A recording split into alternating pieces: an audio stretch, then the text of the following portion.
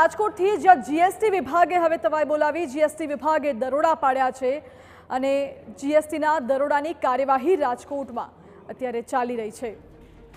Central GST વિભાગમાં જ દરોડા પાડવામાં આવ્યા। સુપ્રિન્ટેન્ડન્ટ કેડરના અધિકારીઓને ત્યાં તપાસ કરવામાં આવી। વેપારીઓની ગેરરીતિના બદલામાં સેટલમેન્ટ માટે મોટી રકમની માંગણી કરવાની ફરિયાદ નોંધાઈ છે। 3 મહિના પહેલા સમન્સ વગર કેટલાક વેપારીઓને ત્યાં દરોડા પાડવામાં આવ્યા હતા।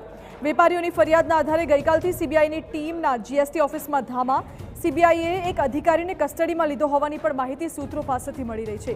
જીએસટીના અધિકારીની સીબીઆઈ પૂછપરછ કરી રહી છે।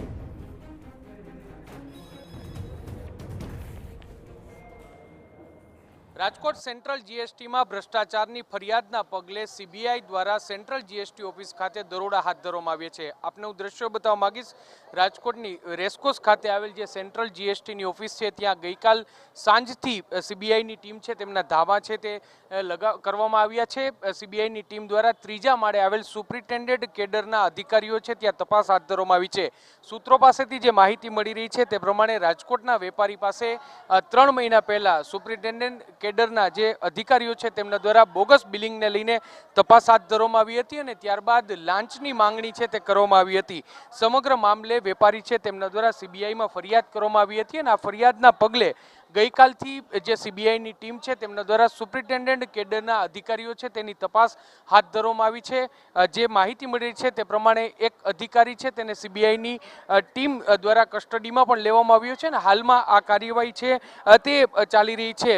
જે માહિતી મળી રહી છે તે પ્રમાણે 3 મહિના પહેલા જે સુપ્રિન્ટેન્ડન્ટ કેડરના જે સેન્ટ્રલ જીએસટીના અધિકારીઓ છે તેમના દ્વારા રાજકોટના કેટલાક વેપારીઓને ત્યાં દરોડો હાથ ધરવામાં આવ્યો હતો અને કેટલીક ગેરરીતિઓ છે તે ઝડપી પાડવામાં આવી હતી। જોકે આ ગેરરીતિઓના પગલે સેટલમેન્ટ કરવા સુધીની વાત છે તે પહોંચી હતી અને આના પગલે જ જે રાજકોટના વેપારીઓ છે તેમના દ્વારા 1.5 મહિના પહેલા સીબીઆઈમાં ફરિયાદ કરવામાં આવી હતી અને આ ફરિયાદના પગલે આ કાર્યવાહી કરવામાં આવી હોય તેવું હાલમાં લાગી રહ્યું છે। મહત્વનું છે કે સેન્ટ્રલ જીએસટીમાં બોગસ બિલિંગના અનેક કૌભાંડો છે તે ચાલી રહ્યા છે અને આ કૌભાંડોને પગલે જે જીએસટી છે તેમના કેટલાક અધિકારીઓ છે તેમના દ્વારા ગેરરીતિ આચરવામાં આવતી હોવાની ફરિયાદ છે તે પણ સીબીઆઈને મળી હતી અને જેના આધારે જ આ તપાસનો ધમધમાટ છે તે ચાલી રહ્યો છે। હાલમાં સીબીઆઈની કાર્યવાહી છે તે ચાલી રહી છે ત્યારે જોવાનું રહેશે કે સીબીઆઈની તપાસમાં કેટલા જે અધિકારીઓ છે તેની ગેરરીતિ સામે આવી છે, આ કોઈ કૌભાંડ છે તે કયા પ્રકારનું છે અને આ કૌભાંડમાં કોણ કોણ વ્યક્તિ સંડોવાયેલ છે તે તમામ મુદ્દે છે તે અત્યારે તપાસ છે તે કરવામાં આવી રહી છે અને આ તપાસમાં શું બહાર આવે છે। કેમેરા પર્સન ભાવેશ લશ્કરી સાથે મોહિત ભટ્ટ, TV9 રાજકોટ।